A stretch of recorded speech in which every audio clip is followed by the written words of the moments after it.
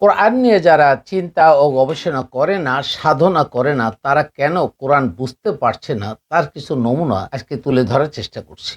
আমি প্রথমেই ধরি, কার জন্য সালাত ফরজ। সালাতের মূল শর্ত কি? সালাতের শর্ত আমরা ছোটবেলায় শুনে আসছি বা দেখে আসছি যে আরকাম আহকাম মূলত শর্ত সালাতের ভিতরে এবং বাহিরে ফরজ বিধানগুলো অনেকগুলো দেখার দরকার নেই। আমি প্রথমেই দেখব সালাতের আগে আমাদেরকে অজু করার জন্য ফরজ করা হয়েছে অজু করা। কারণ কোরআনে আসছে ওয়াইজ আকামাস সালাহ, যখন তোমরা সালাতের জন্য প্রস্তুতি নেবে, দাঁড়াবে, ফাকসিলু উজুহাকুম, তখন তোমরা মুখমণ্ডল ধৌত করবে, ওয়া আইদিয়াকুম মারাফিক, অর্থাৎ এইখানে পর্যন্ত আমাদের হাত কনুই পর্যন্ত ধুইতে হবে, ওয়ামসাউ রুসাকুম, এবং সের মুছে করতে হবে, ওয়া আরজুলাকুম, পা মুছে করার জন্য বলা হয়েছে। পা ধৌত করার কথা বলা হয়নি, অথচ পা মোছে করার কথাটা আমাদের পূর্বসূরি আলেমরা বা তথাকথিত অনেক আলেমরাই এটা বেমালুম ভুলেই দিচ্ছে।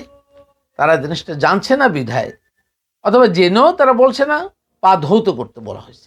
যার ফাঁকে অনেক মানুষ যারা প্যান্ট শার্ট পরে অফিস আলাদত করছে, তাদের যদি মোছে করার বলতো, তাহলে মোজার উপর দিয়ে মোছে করলে সালাত হয়ে যেত, ফরজ বিধানটা হয়ে যেত, তাহলে সেটা করতে পারত।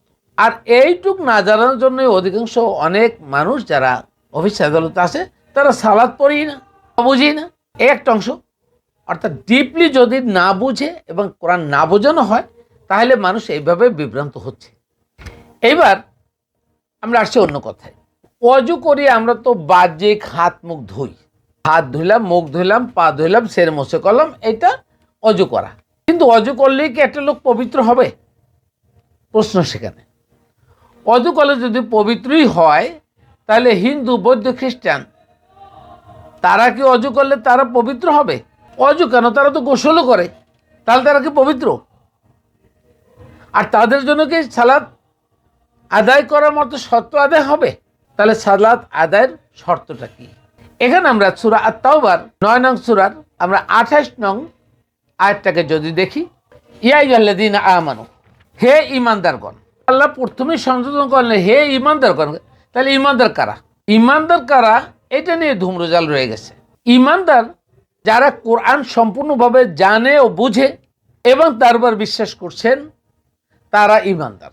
আর যারা কোরআন জানেননি, বোঝেননি, বিশ্বাস করেননি কোরআনের উপরে, তারা ঈমানদার না। যারা ঈমানদার না, তারা বেঈমান। কারো গায়ে লাগতে পারে, কারো ব্রেনে লাগতে পারে। দেখুন, যারা ইমানের জ্ঞান অর্জন করেননি, তারা তাহলে বেঈমান। তাদের জন্য সালাত না, সালাত করাই হয়েছে। সালাত, ইবাদত, উপাসনা সকল কিছু তার জন্যই শর্ত আরোপ করছে যে ঈমানদার। আপনি দেখুন কোরআনের সমস্ত জায়গায় সালাতের আগে বলেছে ইয়া আইয়ুহাল্লাযীনা আমানু, হে যারা ঈমান আছে। তারপর কি বললেন? ইন্নামাল মুশরিকিনা নাজাসুন, নিশ্চয়ই মুশরিকরা অপবিত্র। তাহলে মুশরিকরা অপবিত্র আল্লাহ বললেন, এই অপবিত্র কি মুশরিকরা গোসল করেন না? তারা কি সেন্ট খুশবু দেন না? নিশ্চয়ই দেন। তাহলে আল্লাহ অপবিত্র বললেন কেন? এই জন্য এটা আসছি, অর্থাৎ তারা মানসিক অপবিত্র, অর্থাৎ জ্ঞান থেকে ঈমান আনেননি, জ্ঞান থেকে কোরআনের জ্ঞান অর্জন করেনি, জ্ঞান থেকে তারা কোরআনের জ্ঞান দ্বারা নিজের আকল উৎকর্ষিত করেননি, বিশ্বাস করেননি, বিদায় তারা মানসিক অপবিত্র। তাহলে এবার আসুন, সারা দুনিয়াতে যে সকল মানুষ কোরআন জানে না, বোঝে না এবং ঈমান আনেনি, তারা সবাই এই মুশরিকদের মতো মানসিক অপবিত্র। আর তাদেরকে কি বলা হয়েছে? ইন্নামাল মুশরিকুনা নাজাসুন ফালা ইয়াকরুবুল মাসজিদাল হারাম বাদা আমিহিম হাজা। তারা যেন এই বছরের পরে মসজিদুল হারামের কাছে না যায়। তাহলে আল্লাহ তাহলে নিষেধ করলেন যে হে মুমিনগণ, তোমরা ওই যারা মুশরিক অথবা কোরআন জানে না, কোরআন বোঝে না, ঈমান আনেনি, কোরআন বিশ্বাস করেনি, তাদেরকে মসজিদের কাছে আসতে দিও না, অথবা তারা যেন না আসে। তার মানে তাদেরকে তোমরা আকাঙ্ক্ষা করো না তারা আসুক।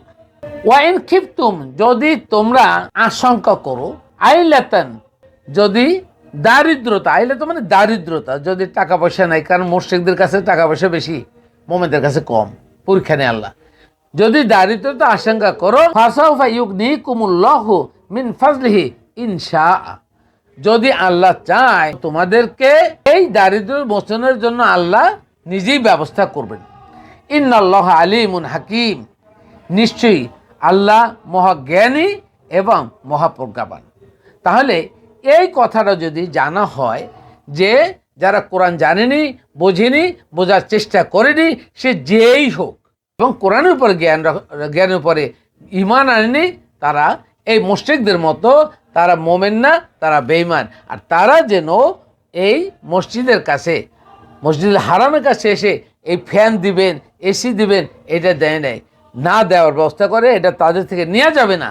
তাহলে মসজিদে কোনো দান, কোনো ব্যাপারে কোনো সহায়তা অন্য কারো থেকে নেওয়া যাবে না, মুমিনদের থেকে নিতে পারবেন যদি মুমিনরা দিতে চায়, কিন্তু ফরজ না, মসজিদে দেওয়ার জন্য না। সুতরাং মসজিদের জন্য আপনারা দান বাক্স চালান, বা যারা মনে চায় তাই দেন। হয়তো কোরআনই জানে না, অজু করে না সালাতে দাঁড়াইছে, তার সালাত হয়নি, সালাত কায়েম করতে জানে না। আর যে সমস্ত মৌলবীরা নিজেরাও মুখস্থ পড়ে সালাত বোঝেনি, তাদেরও সালাত হয়নি। সুতরাং আপনি যে দানের বাক্স দিয়ে চালিয়ে মসজিদ বানাচ্ছেন, অট্টালিকার মতো অট্টালিকা বানাচ্ছেন, একের পর এক হাইরাইজ করছেন, মসজিদ উন্নয়ন করছেন, ওই মসজিদ উন্নয়ন করে লাভ নাই যদি ওখানে ইমাম সাহেব কোরআন না জানে, কোরআন না বোঝে, কোরআনের উপরে পরিপূর্ণ কোরআনের উপরে ঈমান না আনে, তাহলে তার আমল কবুল হবে না। আর মুসল্লিদেরকেও তাই কোরআন জানতে হবে, বুঝতে হবে, আমল করতে হবে, তাহলে মুসল্লিরা ওইরা হবে পারফেক্ট মুসল্লি, এবং তারা সালাত আদায় করলে সালাত প্রতিষ্ঠা হবে, যদি সালাত প্রতিষ্ঠার শর্ত জেনেও বুঝে সালাত প্রতিষ্ঠা করে। বিষয়টি সবাইকে ভেবে দেখার অনুরোধ করছি। আল্লাহ হাফেজ।